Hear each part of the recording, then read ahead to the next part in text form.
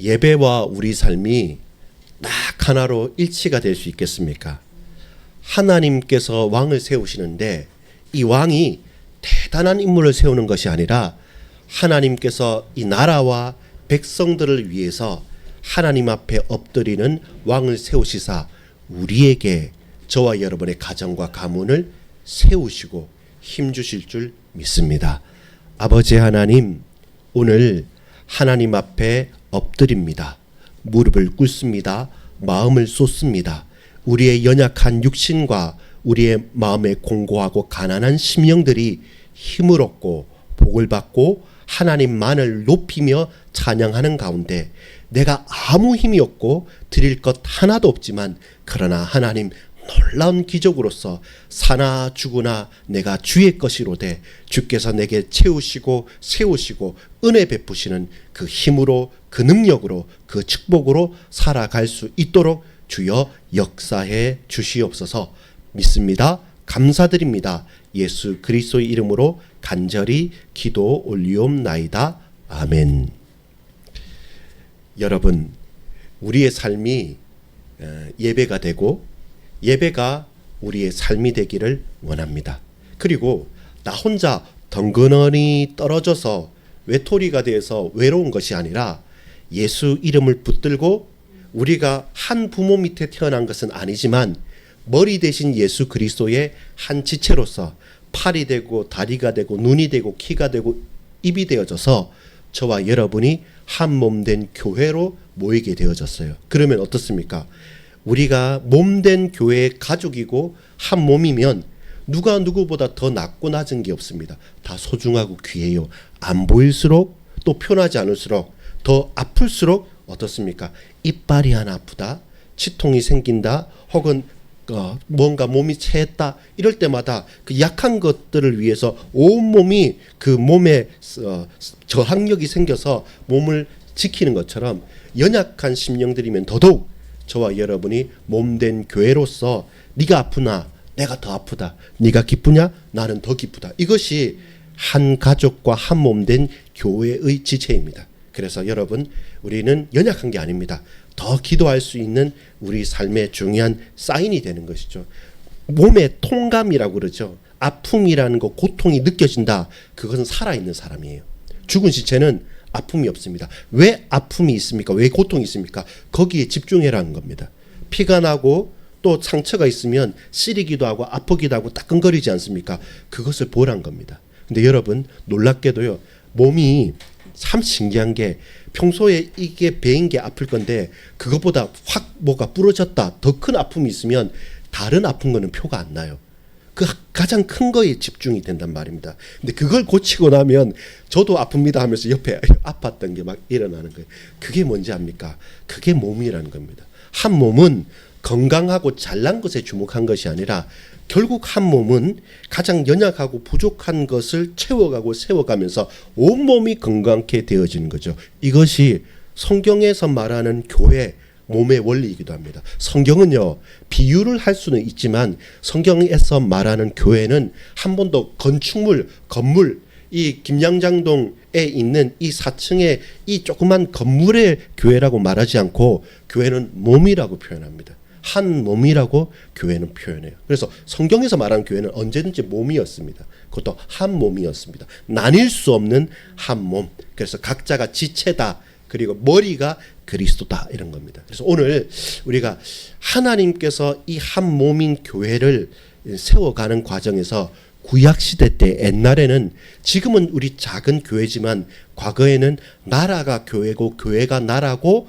그리고 그 개인이 전체이고 그 한 족속이 전부였던 겁니다. 그래서 한 나라를 나라답게 세워가는 과정에서 하나님께서 역사하신 이야기가 이스라엘의 이야기였어요.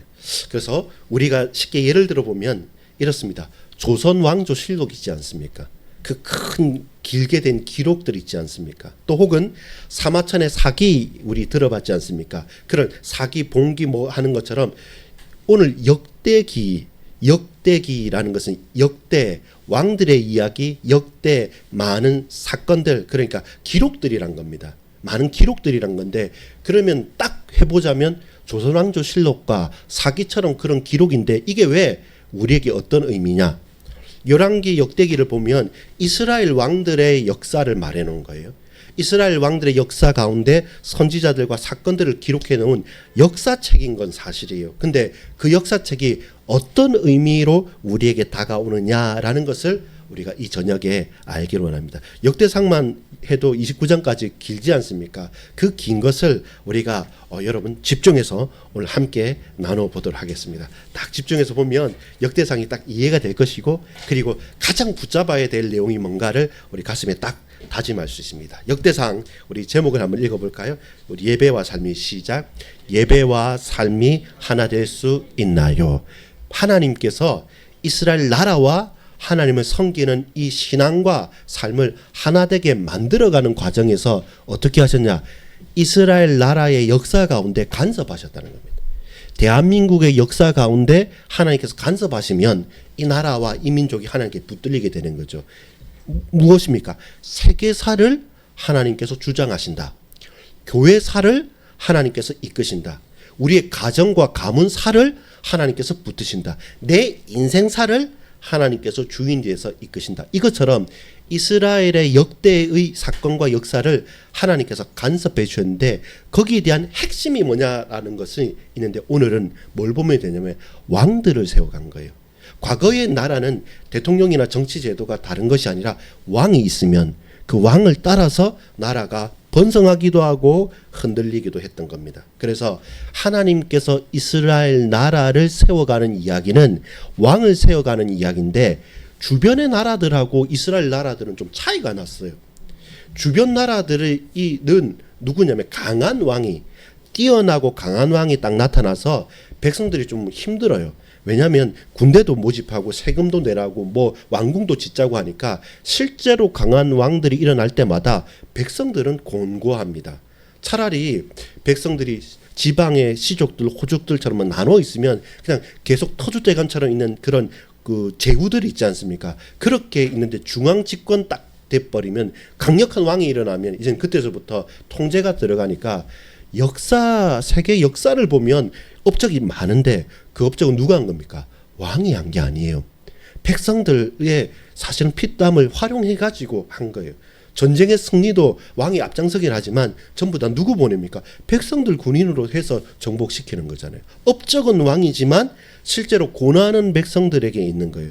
그래서 하나님께서 이스라엘 백성들이 사사시대, 지난번에 봤던 것처럼 사사기, 룻기 하는 게 좀 사사시대예요. 그때는 하나님이 그냥 이스라엘의 왕이었어요.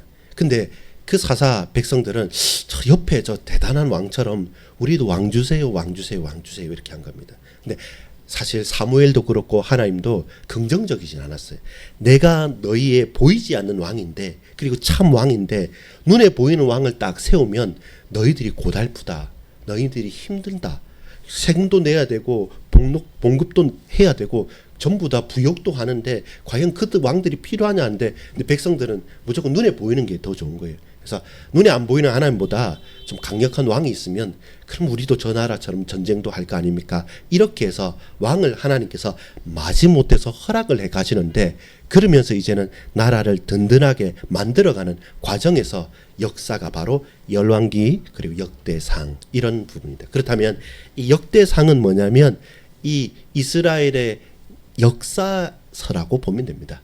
그리고 수많은 사건들, 왕들을 세워가는 이야기다, 이렇게 생각하면 쉽게 이해할 수 있습니다. 그럼 2번을 한번 볼게요.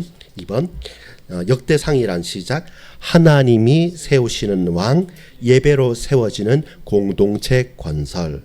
핵심 한 문장을 읽어보겠습니다. 이렇게 보면 전체를 요약한 겁니다. 시작. 하나님께서 불충실한 왕을 폐하시고 하나님 마음에 합한 왕의 계보를 세우시며 예배 중심의 공동체를 통해 성전과 왕권과 언약의 소망을 준비하신다는 책입니다. 하나님께서 왕을 붙으시는 거예요. 사람은요, 잘나서 왕 된다고 생각해요. 똑똑하기 때문에 임금 되고 대통령 되고 정치인 된다고 생각하는데, 이스라엘의 왕은 철저합니다. 하나님이 세우시기도 하고 하나님이 내리시기도 합니다. 이걸 인정해라는 겁니다. 그리고 하나님께서 하나님의 뜻에 맞는 왕을 세우는데 그 왕이 누구냐? 백성들을 위할 수 있는 왕을 하나님께서 택하셔서 세우는데 그 사람이 누구냐면 우리가 아는 다윗 왕을 세워가는 이야기예요. 왜 다윗 왕이 중요하냐면 그 전에 초대 왕은 사울 왕이었는데 그 사울 왕은 불충실했어요. 그래서 왕조를 폐하고 새 왕조를 세워서 다윗 이후에 많은 다윗의 후손들이 다른 왕들이 잘못했음에도 불구하고 하나님께서 다윗과 언약을 맺은 그 약속, 영원히 네 후손들이 이 왕조를 이루어 갈 거다는 약속을 충실하게 하나님께서는 이루어 간다는 겁니다. 이렇게 해서 다윗 왕조의 이야기가 바로 역대기랍니다. 우리 같으면 조선왕조실록은 이시종성에 대한 이야기겠죠. 그 이야기가 되고 왕조가 바뀌면 어떻게 되면 나라가 바뀌죠. 고려는 왕건이지 않습니까? 고려는 왕씨였지 않습니까? 그래서 바뀌고 바뀌어지는 것처럼 이제 하나님께서 왕을 세우시고 나라를 다스려 가신다라는 이 사건들의 이야기가 바로 이 이야기인 것이죠. 자, 그러면 이제 전체를 한번 보겠습니다. 그리고 집중할 것 두 가지로 볼게요. 자, 첫 번째 건 뭐냐면 이 역대기를 할 때 1장부터 9장까지가 족보 이야기를 나옵니다. 그 족보를 저 앞에 있는 아담부터 해서 긴 족보 이야기를 나오는 게 만약에 왕만 중요했다면 그냥 다윗 혹은 뭐 아브라함 정도까지만 하면 되는데 이 역대기의 족보는 저 아담까지 하나님께서 창조하신 그 사람 첫 사람으로부터 족보를 길게 이야기를 하는 겁니다. 이 말은 뭐냐면 하나님은 왕도 중요하지만 저와 여러분 그 백성 한 명 한 명을 잊지 않으신다는 겁니다.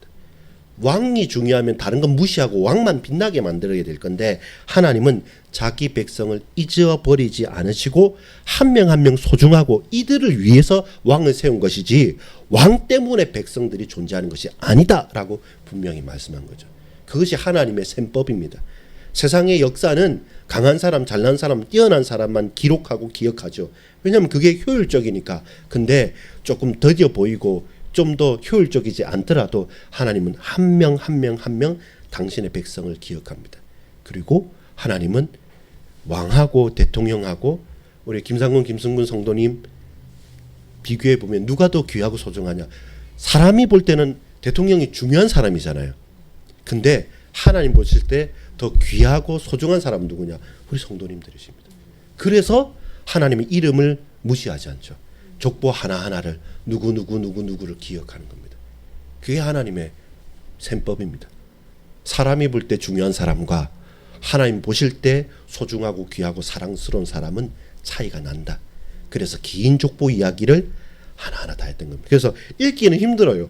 왜 이거 족보가 길지라고 싶지만 사실 그게 소중한 거죠. 나는 유명하지도 않고 나는 무명하고 힘없고 나는 뛰어나지 않지만 이런 나도 하나님은 기억하고 계신다는 겁니다. 이게 성경의 이야기입니다. 두 번째는 이제 왕이 세웠어요. 누굴 세웠냐면 딱 그 사울 왕을 딱 뽑을 때 제일 특별한 게 뭐냐면 요즘에 마치 보면 뭐 아이돌 그룹 뽑는 그런 TV 프로가 유명했지 않습니까? 막 사람 많이 모여서 한 명 뽑는 것처럼 사울이라는 사람이 겸손하고 뛰어난 사람이었어요. 그리고 잘생긴 사람이었어요. 머리도 하나가 높아요. 키도 커요. 우리처럼 쇼다리도 아닙니다. 근데 딱 이제 그 가운데서 하나님의 선지자를 통해서 이 가운데 왕으로 세울 사람이 있다라고 했을 때 모든 사람이 딱 한 군데를 쳐다봅니다. 누구를요? 사울을 쳐다본 거예요. 그만큼 초대왕 사울은 사람들이 볼 때도 잘생기고 멋지고 대단한 사람이었습니다. 그렇게 세운 사울왕이 있었는데 근데 사울왕이 실각하는 거죠. 이 실각한 거는 쿠데타가 일어난 것도 아니고 전쟁에 실패한 것도 아닙니다. 사람들이 볼 때는 다윗이 너무 잘 나가서 또 저 다른 나라의 적군에서 전쟁에서 죽으니까 전사니까 전쟁에서 실패해서라고 보지만 성경은 분명히 말합니다. 뭐냐면 사울 왕이 죽고 그 왕위가 바꾼 것은 내가 그를 택하였지만 내가 그를 버렸다. 왜냐하면 그가 첫 마음을 잃어버리고 내 앞에서 범죄를 행했다고 말하죠. 그러니까 우리는 볼 때 왕이 되고 왕위에서 물러나는 것은 그 사람이 뭐 다른 누군가에 의해서 전쟁에 졌거나 혹은 내부의 쿠데타를 통해서 실각했거나 이렇게 생각할 수 있지만 하나님은 아닙니다. 하나님은 당신이 세우고 당신이 버렸다고 말합니다. 그리고 그 핵심이 뭐냐면 불충실함입니다. 하나님에 대한 믿음이 사라져버린 겁니다. 그리고 나중에 그 뛰어나고 대단했던 사울 왕이 후반부에는 악신이 들려서 미친 거죠. 그래서 막 이상한 소리가 들리고 잠도 잠 못 자니까 그때 다윗이 가서 찬양을 연주하고 할 때 조금 좋아지고 이렇게 그 폭주하는 것이죠. 미치고 또한 정신병과 질병과 여러 가지 불안 증세로 계속 폭주하게 된 그게 너무나도 뛰어난 사람이었는데 근데 하나님으로부터 버림받았을 때 결국 그가 먼저 마음에 내가 왕인데 라는 생각 때문에 내가 해야 될 것 같은 거죠. 백성을 위해서도 내가 해야 될 것 같고 하나님을 위해서도 내가 해야 될 것 같고 근데 이게 나중에 우리가 보겠지만 완전히 달라요. 내가 하나님 위해서 하겠다는 게 좋아 보이지만 하나님은 그보다 먼저 말씀하는 게 있습니다. 그래서 여러분 왕이 되는 것은 능력과 외부적인 조건이 아니라 주께서 택하시고 세우시기도 하고 주께서 낮추시기도 합니다. 그러면 우리는 뭘 할 수 있습니까? 내 인생을 높이기도 하고 내 인생을 낮추기도 하는 것도 하나님 손에 있다는 겁니다. 그러면 하나님께 의지할 수가 있는 것이죠. 그리고 혹 우리가 낮은 위치에 있다 할지라도 소망이 있는 것은 하나님 뜻하신 바가 있어서 지금 나를 놔두신다면 당신의 때가 되면 세우시기도 하시겠구나. 이것을 우리가 확신 가질 수 있습니다. 세 번째입니다. 다윗의 큰 업적보다 예배 중심의 왕권을 강조한다. 이 말은 뭐냐면 세계사를 보면 저도 잘 모르지만 역사를 보면 뭘 정복했다. 그리고 무슨 제도를 만들었다. 그 다음 또 뭡니까? 큰 건축물, 스핑크스 피라미드, 경복궁을 건축했다. 이것처럼 왕의 이렇게 업적을 말할 때는 이제 토지, 그러니까 나라가 전쟁 가운데 넓어졌거나, 그 다음에 큰 건물을 짓거나, 그 다음 백성들을 위해서 한글을 창제한다, 어떤 제도를 만든다는 것처럼 그런 제도와 토지와 사람들에 대한 내용인데, 근데 이스라엘이 최고로 잘 나가는 다윗의 이야기를 보면 물론 다윗이 그 모든 것들 다 합니다. 근데 세계사 책에는 그거에 주목하지만 성경은 뭐에 주목하냐면 다윗이 찬양대를 만들고 하나님께 예배하고 하나님 앞에 엎드린 것. 전쟁에 늘 전쟁을 해요. 그럼 늘 승리도 합니다. 또 많은 부도 얻게 되고 수많은 곳에서 찾아와서 조공도 바치기도 됩니다. 그만큼 알고 보니까 처음보다 나라도 확대했어요. 결과적으로 그렇지만 거기에 주목한 것이 아니라 다윗이 얼마나 하나님 앞에서 그가 예배했고 그 백성들로 말미암아 우상을 제하여 버리고 예배할 수 있도록 계속 만들어가는 그 과정에 성경은 80% 90% 이상을 기록하고 있습니다. 그 말은 뭡니까? 왜 이것을 반복하고 더 기록하냐면 거기에 하나님의 관심이 있다는 겁니다. 여러분, 우리가 열심히 살고 부자도 되고 건강하고 영향력 있는 사람이 되어야 되겠죠. 왜냐하면 우린 그럴 수 있고 그런 축복을 받은 사람입니다. 다만 거기에 목적이 있다면 세상의 불신자와 다를 바가 하나도 없습니다. 왜 우리가 예수 믿는 사람으로서 승리하고 은혜를 누리면서 많은 사람 앞에 증인으로 서야 됩니까? 우리는 우리에게 주신 모든 것들이 우리 29장에 읽은 것처럼 하나님께서 주신 것으로 내가 하나님께 드리고 하나님께 받은 것으로 내가 베푸는 것이잖아요. 그걸 아는 사람이라면 무엇입니까? 모든 주권이 하나님께 있다는 겁니다. 그게 제일 중요한 핵심이 뭡니까? 예배하는 자.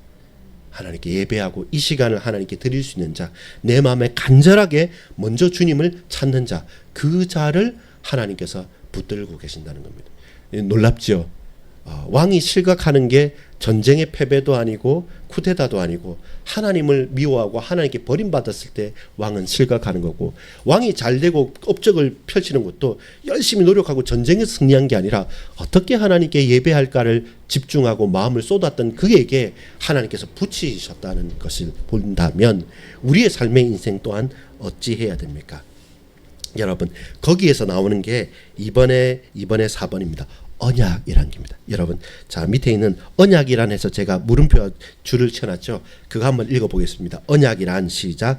내가 하나님을 위해 뭘 하겠다가 아니라 하나님께서 나와 우리 집에 우리 나라에 어떻게 세우시는 겁니다. 그게 언약이에요. 여러분, 우리가 종교적인 열심을 가지면 종교와 예수님을 믿는 복음이 다른 것은 바로 이 부분에 있습니다. 종교는 뭐냐면 내가 열심히 뭔가를 섬기고 잘 해야 돼요. 많이 해야 돼요. 그러면 신이 감동해가지고 좀 주는 겁니다. 반대로 그걸 못하면 벌을 받는 거예요. 근데 언약은 뭐냐면 내가 하나님을 위해서 뭔가를 하는 것이 아니라 하나님께서 먼저 나를 위해서, 우리를 위해서 이 교회를 놓고 우리의 가정과 가문을 놓고 이 나라를 놓고 하나님께서 하신 것을 고백하고 믿는 것입니다. 그게 언약입니다. 내가 네게 하겠다는 겁니다. 저와 여러분이 뭔가를 한다는 게 아니라 하나님께서 먼저 내가 너에게 하겠다. 이것이 역대기를 보면 쫙 나와요. 전부 다 어떤 사람은 실패자냐면 뭔가 내가 먼저 하겠다는 사람들은 실패해서 결국 열심을 다했지만 반대로 내가 할 수 없습니다. 내가 능력이 없습니다. 하나님께서 해주십시오라고 겸손하게 엎드린 사람은 이상하게 하나님께서 그 사람에게 사람들과 사건들과 일들을 붙여가시는 거죠. 그게 잘 되게 되는 겁니다. 될 일은 되게 되는 거예요. 근데 아무리 다 될 듯해도 안 될 일이 되고 뭔가 계속 하나씩 이가 빠지게 되면 이상하다라고 하면서 막히게 되죠. 반대로 내가 좀 부족하고 연약해 보이는데 이상하게 만남 사건 일들 통해서 술술 풀릴 때가 있습니다. 이렇듯 하나님께서 되게 하시면 막을 자가 없는 거예요. 하나님께서 막으시면 제 아무리 용쓴다 할지라도 그거 안 되는 거예요. 그걸 저와 여러분이 인정할 수 있느냐? 그게 뭡니까? 언약, 약속이란 겁니다. 하나님은 당신의 일을 우리에게 말씀으로 약속해 주셨습니다. 저와 여러분은 약속의 사람들입니다. 그 약속을 믿고 붙들고 사는 사람들입니다. 수많은 사람들의 다른 말들이 있는데 그건요, 한편으로는 한 귀로 듣고 한 귀로 흘릴 수 있는 소음도 있고요, 잡음도 있습니다. 좋은 말들 많아요. 근데 여러분 한번 돌이켜 보십시오. 인생을 살아가면서 수많은 사람들과 많은 말들을 하지만 그 말들이 과연 우리를 늘 살리고 힘주는 말입니까? 위한다 하지만 또 그 사람 입장에서 맞지만 나는 받아들일 수 없고 내게는 맞지 않는 좋은 말들은 저와 여러분에게 소음이 됩니다. 잡음이 됩니다. 반대로요, 하나님의 말씀은 어떤 때는 내게 아프기도 해요. 나를 찔림도 있어요. 이건 좀 부끄럽기도 해요. 근데 하나님의 말씀은 저와 여러분의 영혼을 소성케 하는 능력의 말씀이 되는 것입니다. 하나님께 속한 것으로 하나님께 드렸다는 것이 다윗의 고백입니다. 사실 준비를 많이 하잖아요. 근데 어떤 준비냐면 성전 준비하는 게 단순하게 이 구절을 가지고 자 헌금하자 교회 짓자 이렇게 활용해서는 안 됩니다. 중요한 것은 뭐냐면 내가 준비하기 전에 내가 바라기 전에 하나님께서 먼저 저와 여러분을 위해서 다 준비하셨다는 겁니다. 그것이 우리의 믿음입니다. 하나님께서 준비하시고 하나님께서 하실 것이기 때문에 나는 거기에 숟가락을 얹는 거예요.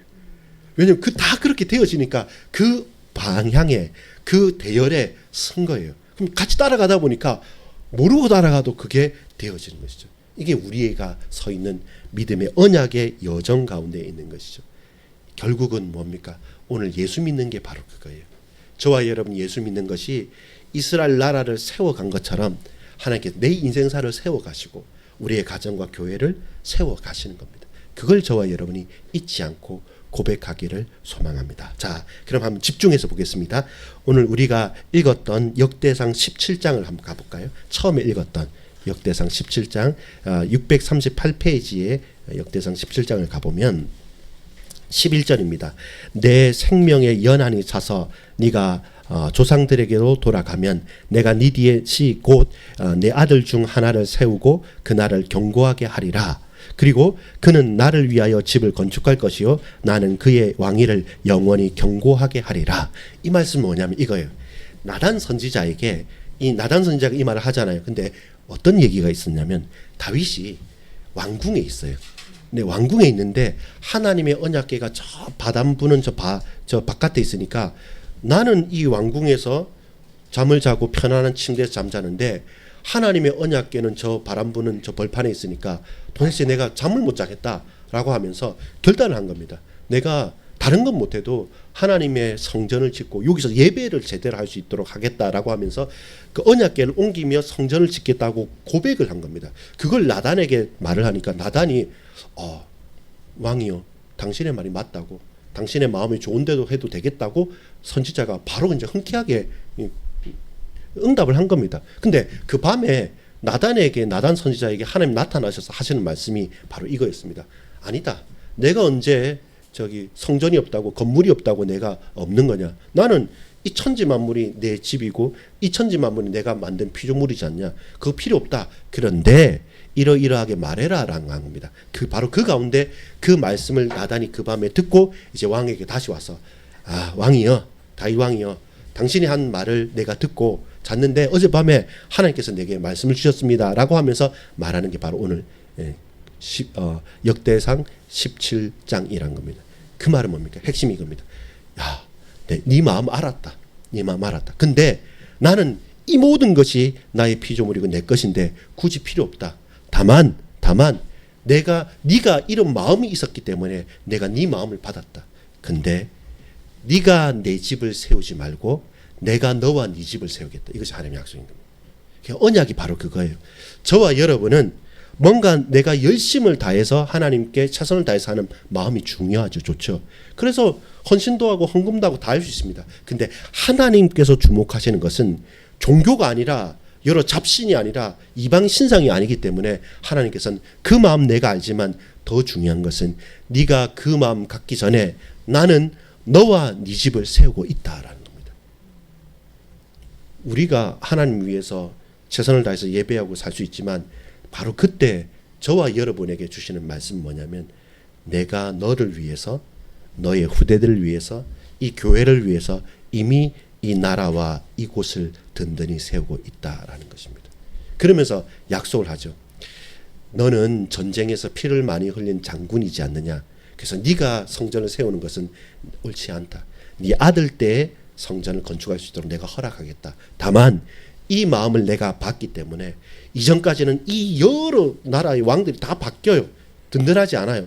근데 나는 너를 통해서 영원한 왕위를 허락하겠다. 작은 거지 않습니까?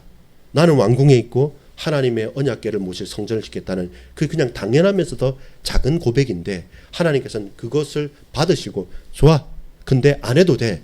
근데 더 중요한 것 내가 너를 위해서 너와 네 가정과 후대를 교회를 짓겠다는 겁니다. 그리고 이미 그렇게 보호하고 있다. 그것이 언약입니다. 여러분 우리가 하나님을 위해서 무언가를 할까 좋은 마음이지만 그것이 중요한 것은 아닙니다. 우리가 먼저 기억해야 될 것은 하나님께서 지금도 살아계셔서 내게 역사하고 계신다. 우리 가정에 축복하고 계신다. 이 교회를 붙드시고 계신다. 하나님께서 내 인생 전체를 책임지고 계신다. 이 나라와 민족의 창조주 하나님께서 역사하고 계신다. 그걸 먼저 믿는 믿음이 있어야지만 저와 여러분 뭘 할까가 나오는 거예요. 하나님보다 앞설 필요 없습니다. 하나님보다 뛰어날 필요 없습니다. 하나님보다 더 많이 할 것 없습니다. 우리가 하든 하지 않든 하나님 이미 우리가 알지 못할 때부터 하나님 우리를 택정하셨고 그때 그날을 위해서 준비하시고 우리 아픔까지도 하나님 아시고 활용하셔서 우리를 이렇게 만나게 하시고 당신을 믿게 하신 겁니다. 그것이 언약입니다. 그래서 묵상 3번 제목입니다. 읽어볼까요? 내 집이 아니라 내가 네 집을 세우리라. 이것이 하나님의 약속이었어요. 우리는 제가 하나님을 위해서 뭐 하겠습니다 이렇게 말하는데 하나님께서 내 집이 아니다. 내 성전이 필요한 게 아니다. 내가 이미 너의 집을 세우겠다. 이것이 다윗에게 주신 약속이죠. 다윗이 성전 짓겠다 할 때 아니 괜찮다. 내가 너와 네 후손의 왕위를 영원토록 세우겠다. 우리에게 주시는 게 뭡니까? 여러분 우리가 신앙생활을 어떻게 잘하겠습니까? 잘해야죠. 근데 하나님께서 먼저 말합니다. 내가 네 아픔도 알고 연약함도 알고 공고함도 안다. 근데 네가 마음만을 네가 나를 믿는다고 고백하냐? 네가 알지 못하는 크고 비밀한 일까지 이미 나는 너를 세우고 있고 네 가정을 붙들고 있고 네 후손들과 네가 섬기는 교회와 현장까지 역사하고 있단다. 이렇게 하나님 우리에게 약속하는 거예요. 그걸 믿는 게 신앙생활입니다. 내가 할 것을 하겠다고 고백하는 게 신앙생활이 아니라 이렇게 나는 모르지만 나는 알 수 없지만 내게 먼저 역사하시는 능력의 하나님 창조주 하나님 믿고 신뢰하고 고백하고 아멘으로 대답하는 것. 그게 여러분 종교가 아닌 복음이에요. 종교는 항상 뭘 해야 한 만큼 주겠다는 건데 복음은요 그거 보지 않습니다. 이미 우리를 위해서 역사하신 하나님을 믿는 믿음. 그것이 세상에 큰 왕들이 필요하고 큰 나라가 필요하고 큰 왕궁이 필요한데 하나님은 아니 어떻게 세상으로 나를 담을 수 있겠냐. 그렇지 않다. 내가 영원한 너의 왕궁이 되겠다. 내가 영원한 왕이 되고 내가 영원한 나라가 돼서 너를 붙들겠다. 그래서 뭡니까? 인간 왕은 넘어지고 인간 나라는 흔들리고 포로로도 갑니다. 망하기도 합니다. 그런데 영원한 나라 하나님의 나라와 교회 영원한 왕 예수 그리스도 오늘 저와 여러분이 예수님을 나의 왕으로 고백하고 이 몸된 교회가 하나님 나라가 되어져서 우리가 가는 나라 사건 일들마다 하나님 지키시고 채우시는 우리 몸된 한 몸된 교회가 된다. 그렇게 저와 여러분은 내 것, 내 집, 나의 것으로 가는 것이 아니라 하나님의 계획을 붙들 수가 있는 거죠. 여러분 기억하십시오. 우리가 하나님을 위해서 뭐 하는 게 아닙니다. 이미 하나님께서 우리가 하나님께 뭐 하겠다고 하기 이전에 저와 여러분을 위해서 하나님께서 역사하셨습니다. 그걸 믿는 게 복음입니다. 하나님께서 하신 일, 그 사실을 믿고 고백하는 저와 여러분 되기를 소망합니다. 그러면 4번 볼까요? 성도는 시작. 성도는 자기 집을 세우는 데만 몰두하지 말고 하나님께서 세우시는 나라에 자신을 온전히 드릴 수 있어야 합니다. 내 것, 내 집, 내 계획보다 더 크고 놀라운 하나님의 계획이 있는 것이죠. 그러니까 이제 우리는 고백할 수 있습니다. 5번입니다. 시작. 나보다 먼저 나와 우리 집을 위해서 하나님 나라를 세우시는 언약의 하나님. 그 약속의 하나님께서 우리 인생을 세워가실 겁니다. 우리 가정도 세워가실 거고 우리 교회도 세우실 것입니다. 그 믿음 가운데 오늘 우리가 이곳으로 부름을 받았습니다. 참 예배자로 하나님께서 하실 일을 기대하십시오. 하나님께서 하실 일을 사모하십시오. 그 기대와 사모하는 저와 여러분을 통해서 하나님께서 놀라운 일들을 이루실 것입니다. 기도합니다. 아버지 하나님 감사합니다. 내가 하나님을 위해서 뭔가를 하기 이전에 이미 하나님 나를 세우시고 우리의 집과 가정과 후대를 붙드시며 몸된 교회와 우리 인생을 온전히 붙들어 주셨사오니 주여 참으로 신실하고 진실하게 거룩하게 주님만을 바라보며 고백하며 살아가게 하여 주옵소서. 우리의 몸된 교회를 세워가고 우리 사랑하는 성도들을 위해 가면서 오직 예수 그리스도만 바라보며 나아가는 하나님 나라 그리스도 예수의 교회를 세우는 증인들 되게 하옵소서. 예수 그리스도의 이름으로 간절히 기도합니다. 아멘.